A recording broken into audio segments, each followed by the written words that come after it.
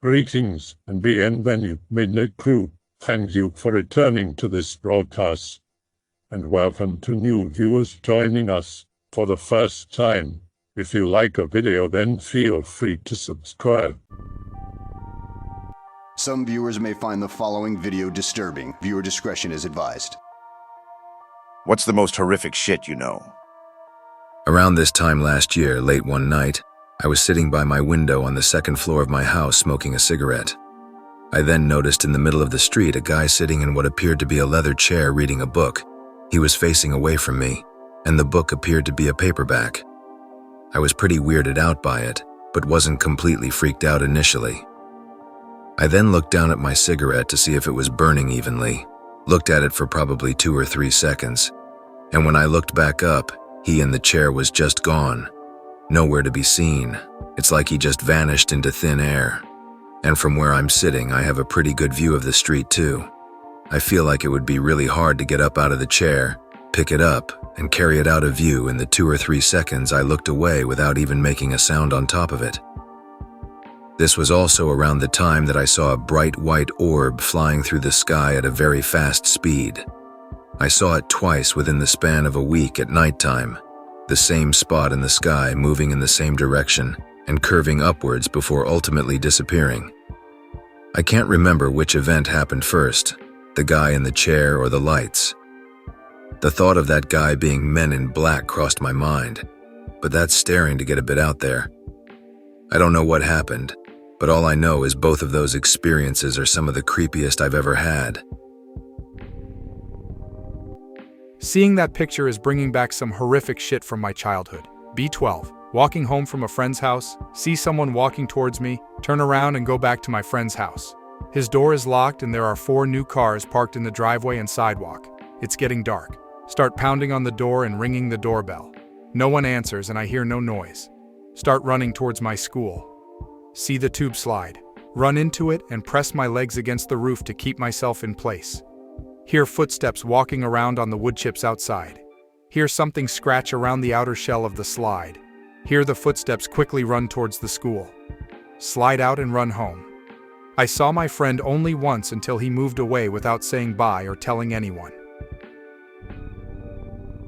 My stepdad was a cop for 30 years, used to tell me stories of investigations and crimes. One time he told me about a dude who got drunk and walked into traffic. The body was completely splattered underneath a huge truck, unrecognizable. So my stepdad, the sergeant, and a new guy had to deal with it. They took the new guy to toughen him up. Police are expected to deal with messy scenes.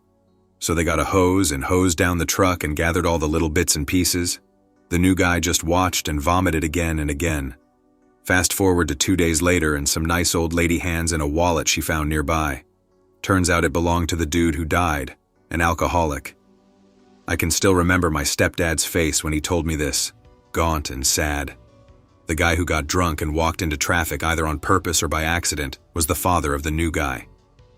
Cops regretting their actions. Nothing new, though the whole spiel about the dead father is pretty cool. My stepdad was a detective for most of his career. He was offered promotion every 6 months, but turned it down just because he loved solving things. Sending a newish guy to a dirty scene is necessary. Every cop has got to get tempered at some point. That said, it being his dad was super unlucky and crazy fucked up. There was another story he told me. He was investigating a house fire. The house went up in the middle of the night for some reason or another. The mother got out, but the 2 daughters couldn't be found. Not even remains. So they had police out looking for these 2 little girls, thinking they had run off or something. But my old man decided to check out the house, kept looking through the kids' room. Eventually, he found where they had been. The whole room was a smoking wreck. The roof had partially collapsed. Everything was charcoal and ash. Except for one corner, it was burned, but not as badly as the rest of the room. In 2 spots, you could still tell the color of the paint on the wall. So he yelled out to a fireman to go and check that spot as he couldn't get through the middle of the room and had to go out and through a collapsed wall. When he got there, they had found the remains of the 2 girls, mostly just charred bones at this point. From that, piecing the story together was easy. Fire started burning the house. Girls woke up and hid in the corner of the room under a blanket until the flames trapped them. Most likely they suffocated before the fire reached them. but it's a damn horrifying story and not a word of a lie. Well, the worst thing that I've ever heard was from my dad, who used to be a policeman back in the 70s and 80s. He worked up in northwest Australia at a place called Karatha. He got sent out to a mangrove swamp with another officer to move a body or something. Details are sketch. He said that when he was a few 100 feet away, he could already smell it. The most disgusting stench. He got to the body and it had been tied up to a mangrove tree, and half the body was submerged in water because of the mangrove swamp. The person had been killed by having a shotgun put in his mouth and having the top and back of his head blasted out. The body had been there for a while, Dad said, a month or two, so it had started to decay pretty bad. My father and the other officer went to untie the body, and they had to move it. My dad chose to grab the legs, which were in the water, and when he lifted the body up and out of the water, all of the flesh and disgusting shit slipped off the bone and between his fingers, falling back into the water. He said a manner of water insects and shit had made itself home in there. Fast forward 10 years, and apparently the dead guy was apparently a mercenary from Africa. Well, let's see. My mom was an escort and a gold digger. I won't sugarcoat it. When I was 5, she hit the jackpot and married a successful local businessman. He owned some small businesses, some real estate, had some investments. At least that's what she thought. My new stepdad turned out to be the head of an organized crime syndicate. He was brutally abusive to my mother and myself. Business associates that displeased him disappeared. I ran away from home at 17. A couple of years later, my mother found out where I was and started calling me, begging me for help. I promised to get some money together and come back for her, to help her get away. It never happened. She was dead a week later, supposedly beaten and her throat slit in a home invasion gone wrong. Stepdad is never investigated. Nobody is ever charged. Stepdad has VIP tickets to every major sports game in town and the Super Bowl that year, and the chief of police sits right beside him. I have nightmares for years, expecting to wake up one night to find a gun pointed at my head because I know and have seen too much. The most horrific thing I know? That evil is mundane. It happens all around you. Your senators, your teachers and neighbors, your pillars of the local community. Most of them are career criminals. They assault and torture and terrorize their victims and murder, and nobody ever calls them on it. Why do they do it? I guess because they can. Most people just look away. Buy a gun and shoot the guy while he's at a sports game. His police friend as well. Oh yeah, 'cause that will end well. I'm not the one with money, power, and influence here. Plus, I value my life. Doesn't matter.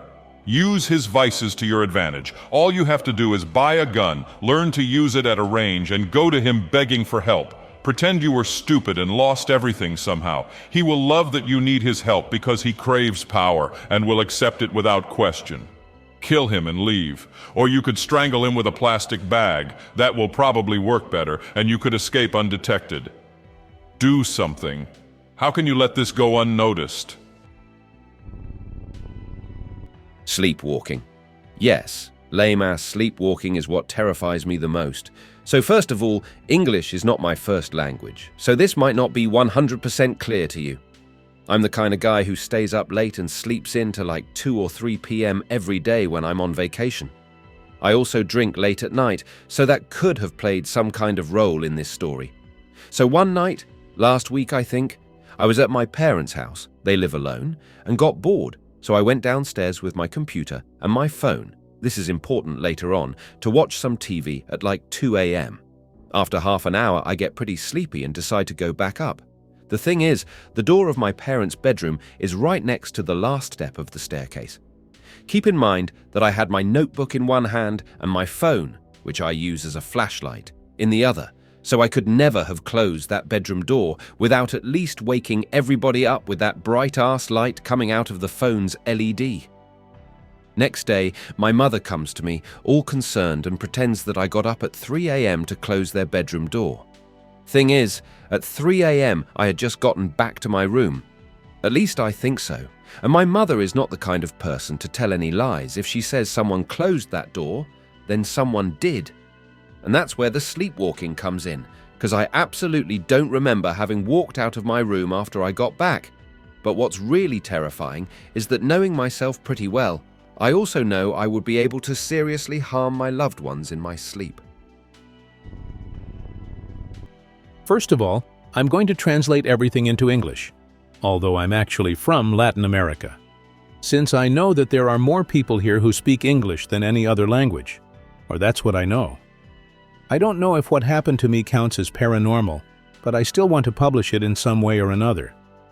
I was with two friends on the street. One of them didn't live there, but me and my other friend did live on that street, playing basically what any kid would do on a Saturday. My two friends were on bikes, I was walking. I was with one of my friends. I'll call him D, just so you can better recognize who I'm talking about. My other friend, I'll call him F. While F was away from us. In the distance we heard a voice singing or saying something that we didn't know what it was.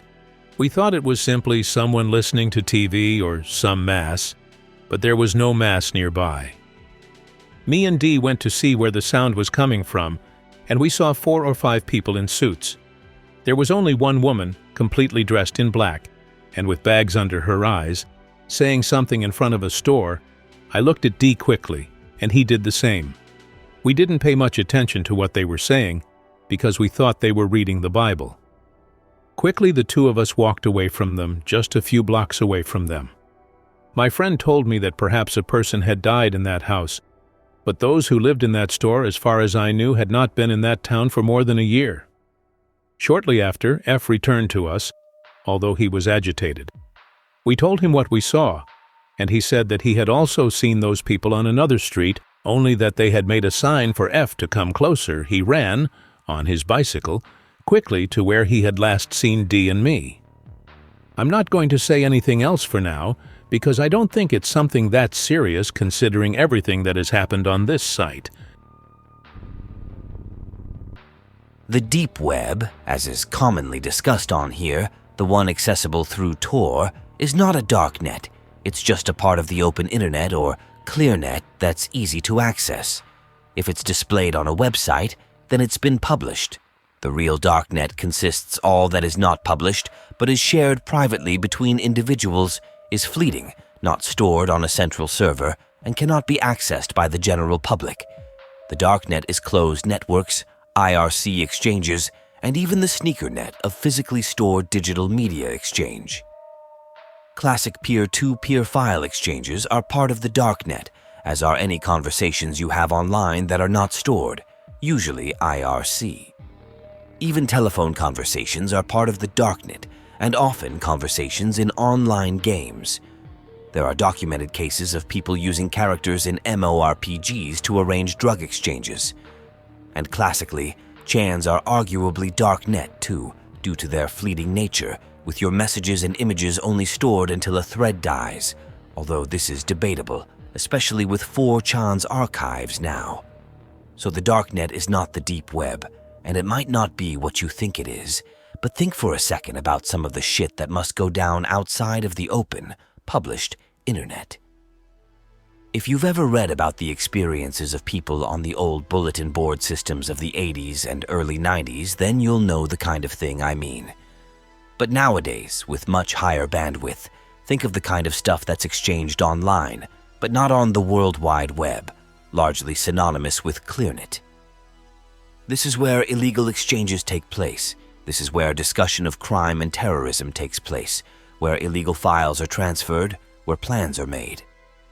If people want to talk about something really incriminating or awful, if they really want to keep a secret, they don't discuss it on some forum that a 15-year-old with Tor can access just because it's the deep web. No, they do it in secret. Across the border in Mexico, just 30 minutes from where I live, there is a restaurant known as Frida's.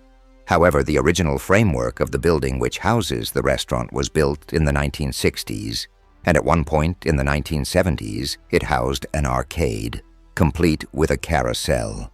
However, in the late 1980s, the building was furbished to be a discotheque. with the name of El Barrancon. Due to the cost of taking it out, the new owners decided to leave the carousel inside the discotheque, thinking it would be quirky, to say the least. The rest that I know is stuff that I've heard from older people, my parents, friends of my parents, uncles, aunts, and the superstitious Tarahumara beggars who are on the side of the street as the building and will tell you tales for a bit of money. They say that one night, the devil appeared in the discotheque, seen riding on one of the horses in the carousel. From what I heard, this apparition manifested for 3 nights in a row. I've been told that the event was covered by the city's newspaper, though I have yet to see the article in question. The place closed down shortly afterwards. I have heard the carousel was taken apart. For some months, the place stood abandoned before being set on fire. By who, none knows. I remember I first heard this story when we went as a family to a local restaurant here, and my father saw a carousel horse as decoration at the front of the place, and he said something to the effect of, "I could swear that's the horse from the Barrancon disco. Just look at the initials stamped on it." Okay, I don't hardly ever do much more than lurk on X, but I feel compelled to share this story and location of the scariest place I have ever visited. Me and my wife love scary places and decided to visit a place that is infamous and only whispered about locally. I heard people tell horrifying stories about the Little Witch's grave in Marion, Kentucky. I thought it was all bullshit and never thought it was worth my time. The folklore says that around the turn of the century that all the people in Marion came to the conclusion that a woman and her 6-year-old daughter were witches and were worshiping Satan. So the good people of Marion formed a mob and set out to do God's work. There are many variations of what happened when the mob found the woman and her child, but the most accepted is that they burnt the mother at the stake in front of her toddler. And when the child didn't confess of being in league with the devil, they buried her alive in a steel-lined coffin, covered it in concrete. And then if that wasn't enough, they made offensive crosses to make sure she would not take revenge. I have done some research and I found that the girl was buried alive, but I have not found out exactly what happened to the mother. I have a 6-year-old little girl, and it literally makes me sick to think of this child's fate. What could a child do to make a whole town decide to take drastic measures? I don't know, but I think it just goes to show how ignorant and malicious these people were. Now there is a lot more to the story, and I plan on doing some research in the town library to find out, because this is by far the most spiritually active place I've ever been. It's not fun, and it evokes a level of fear that I have never felt. Complete fight-or-flight response even before you ever experienced anything paranormal. Not really paranormal or anything, but something messed up that happened to my sister. Sister is working inside the clinic. It's closing time and everyone is leaving. Sister is closing up and her coworkers are already gone. As she's locking up, she notices a man just wandering around the clinic. Sister watches him for a few seconds. Without saying anything, the guy spots my sister. Guy checked the front door and began walking towards my sister. Sister is freaked out and starts to back away slowly. Guy is walking faster towards her. Sister starts running. Guy keeps walking and is only a few feet from her. Sister quickly enters a room and locks the door. She can feel him grabbing her shirt. Sister stays locked inside the patient room and decides to stay there the entire night. Man tries to open the doorknob and says shit, as he realizes he can't open the door. Sister accidentally left her cell phone on the table, so she decided to stay in the room until morning. The entire night sister she can hear walking around the building and every so often try to force the doorknob. Morning comes and her co-workers find her in the room. She explains WTF happened and everyone was shocked. We have this old furniture factory in town. We're used to the place, were there a lot at the time. Because no life, that's why. It's creepy in there, but I don't have other places to hang out. My friend and I decided to go up there at night, to check things out and maybe get scared. We went out to the factory. We both are a little excited to see what will happen this time. We went to the factory a lot just to get spooked out and to show how manly we are. Finally, we arrived at the factory.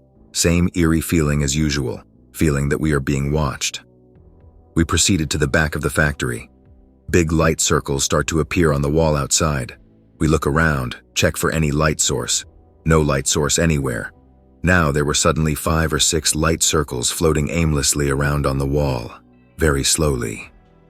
We both get this feeling that shit is about to happen. We begin to walk slowly away. We can't show we are cowards. We begin to walk faster and faster because we both get more and more paranoid for some reason. Obviously, we are both weak.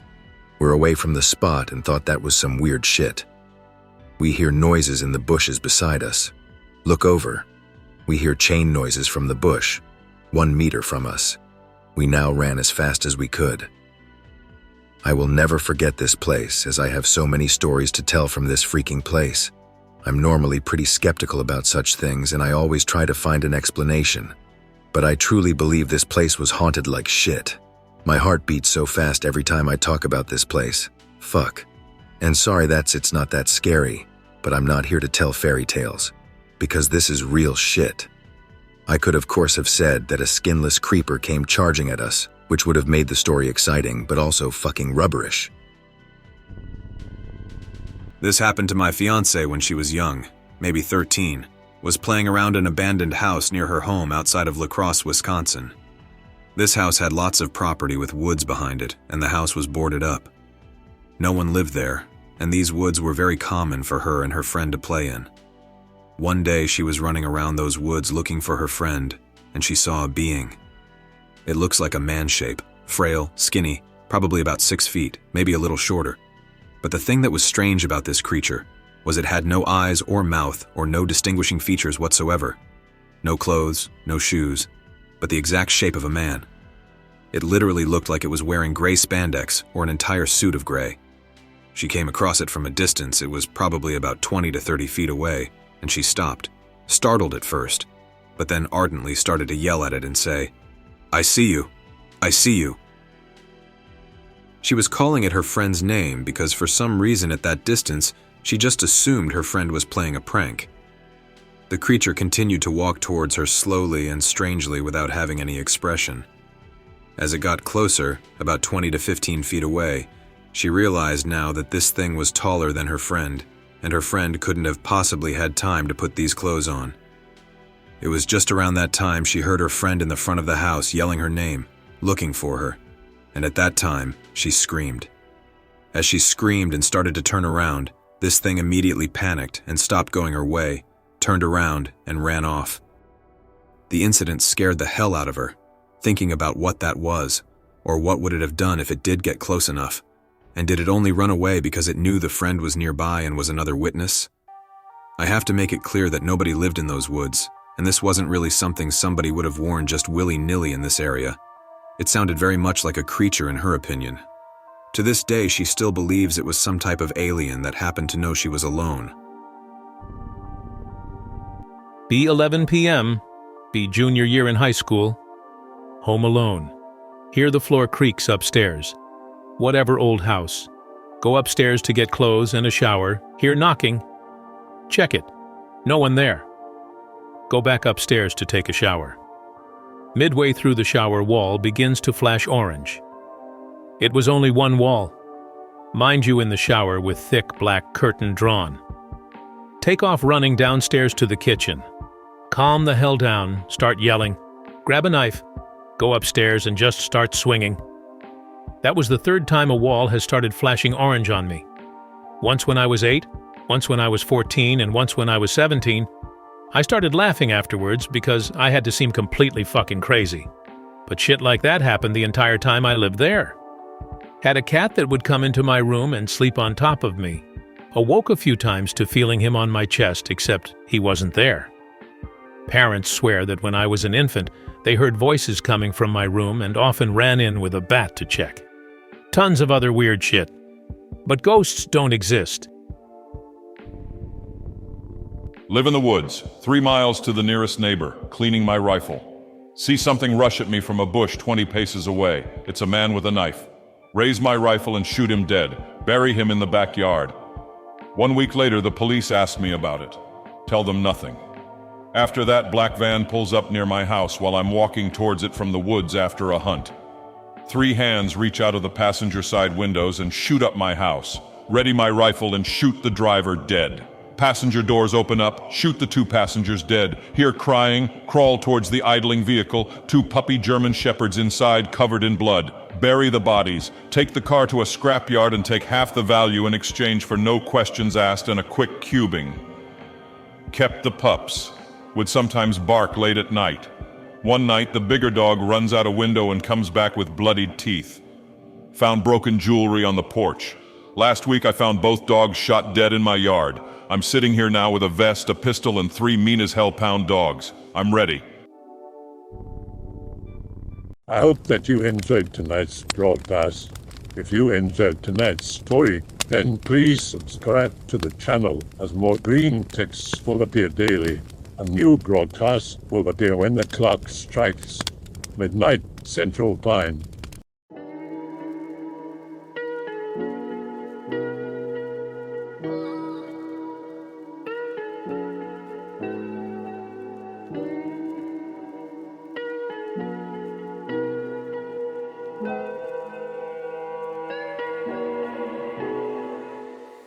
Remember to check the Odyssey and Rumble pages for separate archives of previous broadcasts.